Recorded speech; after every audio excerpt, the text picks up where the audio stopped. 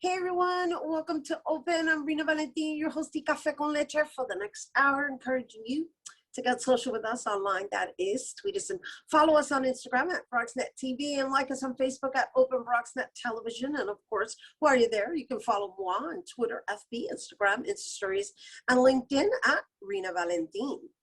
So the Reclaim Pride Coalition is taking back the streets for the third annual Queer Liberation March.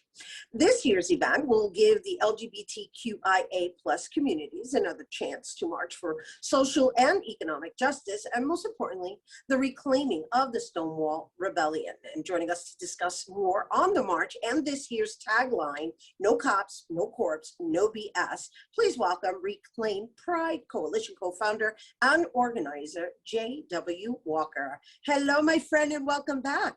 Hello, Rhina. Thank you so much for having us back. Well, this year is a little different, right? Because you guys are going in person. Well, yeah, actually, we did it in person last year, too, because after George Floyd's murder, we said, we were all out in the streets already every day. And we said, well, you know what? This march is only in 3 weeks, but why do virtual? Let's just do it out in the streets. And 50,000 people agreed last year. 50,000. Oh my gosh, how did I forget that? My apologies. I must have you confused with the NYC Pride. Yeah. Which is not a good place to be at, according to your mission. Yeah, two completely different marches. Yeah, they didn't have a full proper parade last year, and they are not having a full proper parade this year. So for 2 years running, we're the only real game in town, the Queer Liberation March. So what does that mean, the real game in town, right? I mean, I introduced your taglines. There's a lot of I want to say disagreements with it between what you guys are doing versus the NYC Pride. I know you're totally separate. However, let's just talk about what's going on within the community. Yeah, absolutely.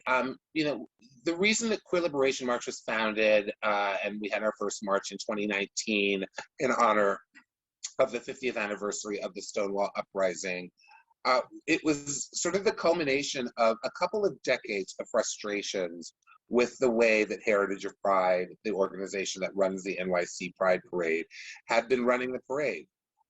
It had become incredibly bloated, way over long. 2017 March took over 12 hours to complete their Pride Parade, and over policed, over barricaded, and over corporate, just completely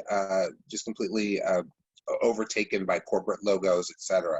So all those issues have been building up within the community for many, many years. With the barricading, the over-policing, the original Stonewall Christopher Street Liberation Day March in 1970 and the marches in the 70s and early 80s, a big mantra was off the sidewalks and into the streets, come join us.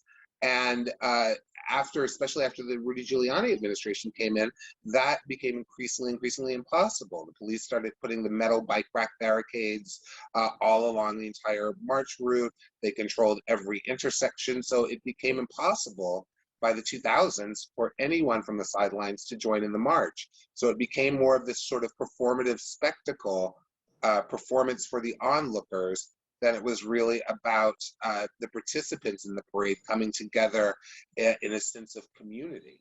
And what Queer Liberation March tried to do is to take us back to that garden. People oftentimes talk about the LGBTQ or the LGBTQIA2S community, singular, and that's really a misnomer. We are 1,000 different communities, arranged around issues of race, of ethnicity, of gender, of national origin, etc. And for us at the Queer Liberation March, we see Pride Sunday as being that one day a year where we can actually come together as a community, because there are divisions and separations in different lives the rest of the year. Right. So that leads me to, but don't you feel that this dispute, or that this public dispute, right, because it's public, is creating that division within your community? Yeah, I think Well, it's really interesting, Rhina, that we have been organized as an abolitionist, as a sort of defund organization since the beginning, since our first march. When we put out the information about our first march, we specifically said we do not want a large police presence around our march. We will have community marshals to keep us safe. We definitely don't want uniformed officers marching with us. Can I just question that really quickly? What about the individuals who have come out and do serve on the force? Well, when you're talking about GOAL, that's the Gay Officers Action League. That's the organization that really had the big brouhaha with Heritage of Pride. What we have to say to GOAL is that GOAL exists to protect gay police officers from and lesbian police officers, et cetera, from other police, from bigotry within police. But they don't really do very much in the way of protecting the rest of us. For decades, Walking While Trans has been a horror on our transgender communities, on Black and brown transgender women specifically being arrested for no good reason, being accused of being sex workers when they're not. And throughout all those decades, GOAL was silent. Last year, at the end of our Queer Liberation March, we were set upon by the NYPD Strategic Response Group and, brutally attacked and pepper sprayed and beaten and thrown over bicycles, all because one person in the crowd wrote the letters FTP and a Sharpie on the back of a police car. And they attacked the tail end of our march, which was, sort of dancing in the street on Waverly Place outside of Washington Square Park.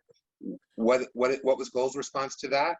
Silence. 3 weeks before our march, another queer and trans-led protest marching in the wake of George Floyd because they went past that arbitrary curfew that the mayor put in last year. They were attacked. A good friend of mine got a concussion, had to get staples in his head, had his arm broken, was thrown into jail, into a jail cell, receiving no medical attention, held for hours, and then not provided with any access to medical care after he was let out. He's a very well-known person, very well-known, but the word was out. This is very well-known. GOAL silent. So GOAL can't complain about not being included in community when they're not standing up for our communities. Right. So, and I'm hearing you, and God knows you just broke it down for us. Mm-hmm. And so, because of just the conflict that's occurring between, in some aspect, it kind of sounds like it's protest versus celebration. So, like, how do you find a neutral ground? Well, the truth is that protest and celebration can and often have gone hand in hand. The great civil rights marches. There was exuberance in those great civil rights marches in the 1960s because there's joy in using your voice and using your communal power to affect change and to challenge, the dictates and the modes of the world or of the country or of the government. So there's great joy in marching and protest, and that's the beauty of the Queer Liberation March, is that we join them. The problem with Heritage of Pride's march is that over the years, as it became more corporate, it became just kind of solely a party, and it lost its core, which was to stand up for our communities and our humanity. Okay, so before we go, let's talk about what you hope to accomplish at this year's event. I understand you have HIV testing. Obviously, you're coming from that political standpoint. Let's just give everybody an idea of what they can look forward to on Sunday. Yes, absolutely. Well, most importantly, we are working with the New York City Department of Health and Mental Hygiene. They are going to provide COVID vaccines at both the starting point, and we're having a health fair just south of Washington Square Park, which is where we're having our closing rally. We're having a health fair just south of there on Thompson Street, where there will be HIV testing information, COVID vaccines. There'll be joints for jabs, people who can show their vaccination card and get a free joint. And there's going to be lots of health. That's pretty health cool. information. Yeah, exactly. There's going to be a haze. Going to be a haze down in the village. And so, as well as having speakers at our rally, you know, around just a host of issues that are facing all of our communities and just humanity right now as we transition out of what was 4 years of horror under Trump and to a place of hope with President Biden. And before we go, I just want to be clear that no registration is required. You can just show up. You can just show up. Absolutely. Yes. Awesome. Thanks for bringing it here to our audience. J.W. Warka, who is the co-founder and organizer of the Reclaim Pride Coalition. And once again, you guys, for the 3rd annual Queer Liberation March, that's taking place on Sunday, June 27th, starting at 3 p.m. at Bryant Park. And for more information, please visit reclaimpridegyc.org.